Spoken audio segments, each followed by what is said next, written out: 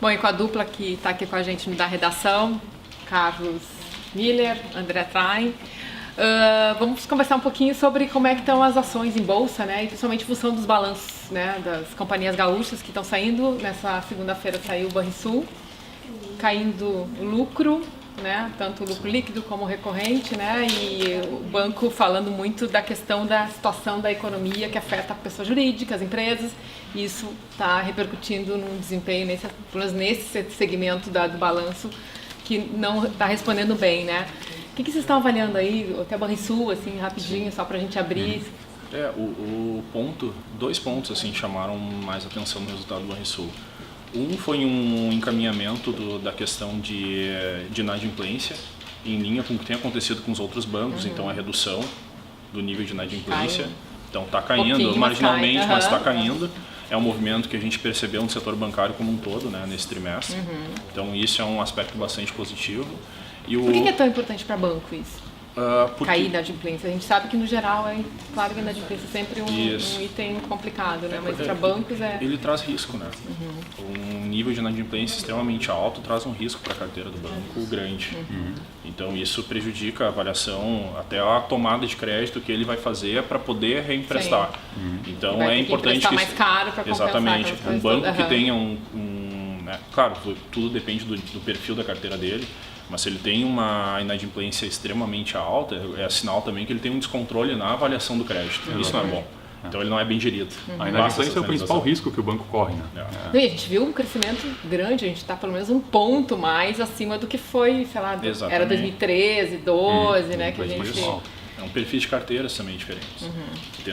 Dentro até dessa linha, o outro aspecto que me chamou a atenção é a revisão do guidance, da carteira. O guidance é o direcionamento, né, a expectativa do ano.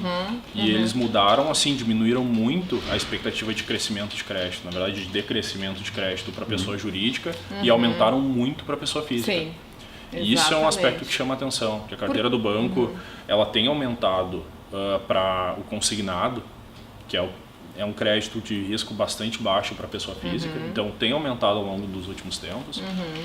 Mas a forte queda, claro, faz todo sentido se a gente for pensar com conjuntura econômica, enfim, reduzir pessoa jurídica. Mas o forte aumento na pessoa física chama muita atenção, porque também não é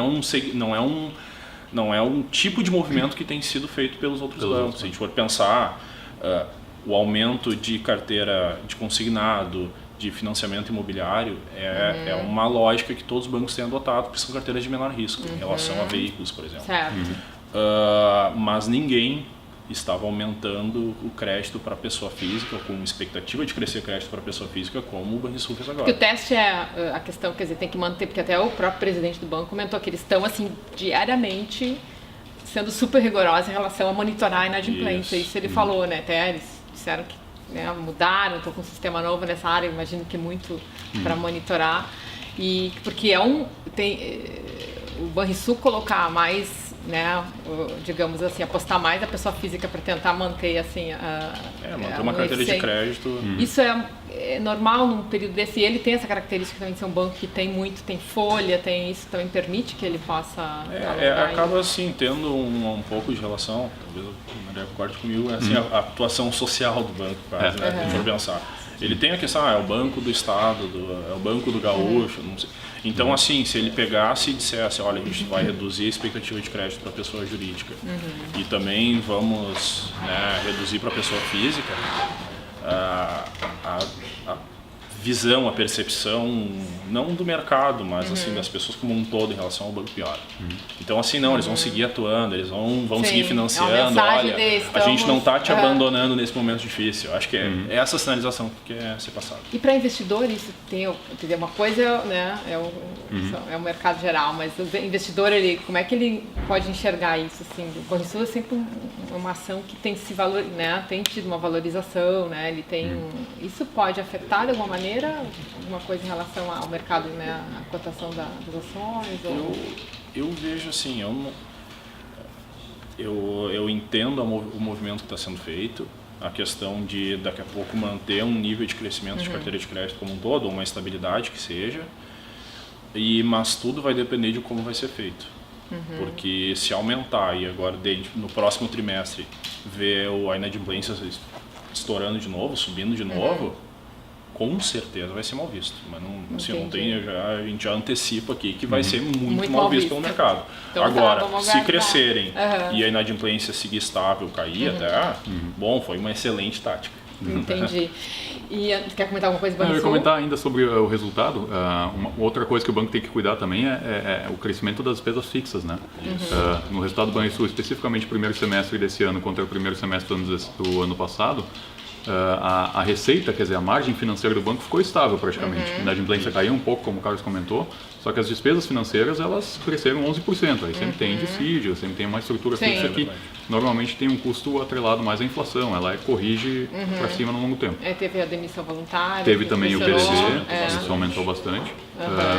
Isso ele explicou também. Por isso que o lucro do banco caiu, né? A receita ficou estável, a inadimplência foi controlada, mas a despesa mas aumentou o custo. Subiu. Outras gaúchas aí que tiveram balanço, tivemos Gerdau, tivemos Randon, Frase, Marco Polo, que olhando aí as outras, né, empresas que estão na bolsa, né, daqui o que dá para elas, como é que estão falando um pouco de Marco Polo e Randon, elas divulgaram Marco Polo semana passada, Randon também, se não me engano. Randon ambos os resultados foram muito bem recebidos pelo mercado. Marco Polo ela conseguiu expandir de maneira quase que inesperada a atuação em ônibus rodoviários, né, que é o principal nicho dela. Isso, apesar de alguns, nesse momento, é uma coisa muito positiva, né? E a indicação é que isso não veio necessariamente de algumas coisas, alguns fatores que já se espera que melhorem o mercado, mas que, pelo jeito, esse não foi a tônica. E no caso da Randon, que foi muito bem recebido pelo mercado, foi o ganho de market share dela. A Randon de mercado, exatamente. Ganho de mercado em implementos rodoviários. A Randon vinha perdendo ao longo dos últimos anos, gradativamente, um pouco de mercado todos os anos, chegou a bater abaixo de 30%, e agora nesse ano ela recuperou bastante mercado em implementos rodoviários, e isso foi muito bem visto pelo mercado. Só acrescentando em relação também à participação de mercado da própria Marco Polo, né, André? Da mesma forma, por ela ter tido um crescimento enorme nos segmentos rodoviários, inesperado também, o market share dela passou de 35% para 46%, né, 47%. Quase metade do aumentou muito. Isso, ela no final, se a gente for pensar lá a última linha, isso não gerou resultado para ela. Ela teve, né, até, se a gente for pensar lucro, até teve uma certa queda. Mas nesse momento, acho que é importante ela reforçar essa posição, ambas, né, e elas têm feito isso muito bem.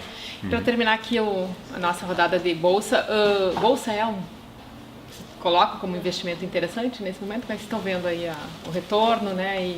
Você fala que para longo prazo, bolsa é o melhor investimento que a gente tem. Né? Se eu tenho um horizonte de 5 anos ou mais, um investimento, alguma coisa eu tenho que... Só tem que ter de acordo com o meu perfil, né? eu tenho que ter um pouco de estômago a mais do que na renda fixa, mas é interessante ter alguma parcela do capital investido em bolsa. Próximos eventos aí são principalmente a questão fiscal no Brasil, ser resolvida, a questão da manutenção da equipe econômica também é um risco agora para os próximos anos até a eleição, e a própria eleição em 2018 é um risco que deve trazer alguma volatilidade à la 2014, né, que a gente viu na período de eleição, período eleitoral. sempre luz amarela, né? Não, eu acho uma possibilidade interessante. A gente vê uma correlação muito forte entre queda de juros e desempenho de bolsa. Então a gente cai juros, cai juros, tende a ter um impacto, né? Tem estudos aí que saíram que a cada 1 ponto percentual de queda na Selic a gente tem um impacto de 4,6 positivo na bolsa. 4,6 na de valorização da bolsa. Então caiu 1 ponto na Selic em momentos anteriores, né, de redução de taxa de juros. Caiu a Selic, cada 1 ponto de queda na Selic, a bolsa reagiu positivamente em 4,6%. Claro, isso aí é baseado em dados passados, em momentos que a gente não estava passando por turbulência política, enfim. Mas é um impacto de fato muito forte que a gente não pode negar. Porque é natural, né? O investidor está perdendo rendimento na renda fixa. A gente fala investidor, qualquer investidor, não só um fundo de pensão gigantesco. Sim, ele tem que pagar, tem um retorno atuarial que ele tem que pagar. Muitas vezes ele conseguia fazer isso, até não muito tempo atrás, só com renda fixa. Então ele não tinha necessidade de se expor a risco, se expor à bolsa, enfim. Quando esse tipo de investidor começa a ter que entrar mais em bolsa, a gente tem movimentos fortes em bolsa. E aí, claro, deixa ela mais... Então isso traz atratividade, aumenta o volume de compras, enfim. Então, assim, é um período que exige estômago, né? Porque A gente tem turbulência, a gente a gente não pode descartar nenhum tipo de evento atualmente. Mas a expectativa, apesar da bolsa já ter tido também algumas valorizações, é de valorização. Então tá, a gente vai continuar acompanhando esse movimento. Obrigada, os dois. E o da redação fica por aqui. Obrigado.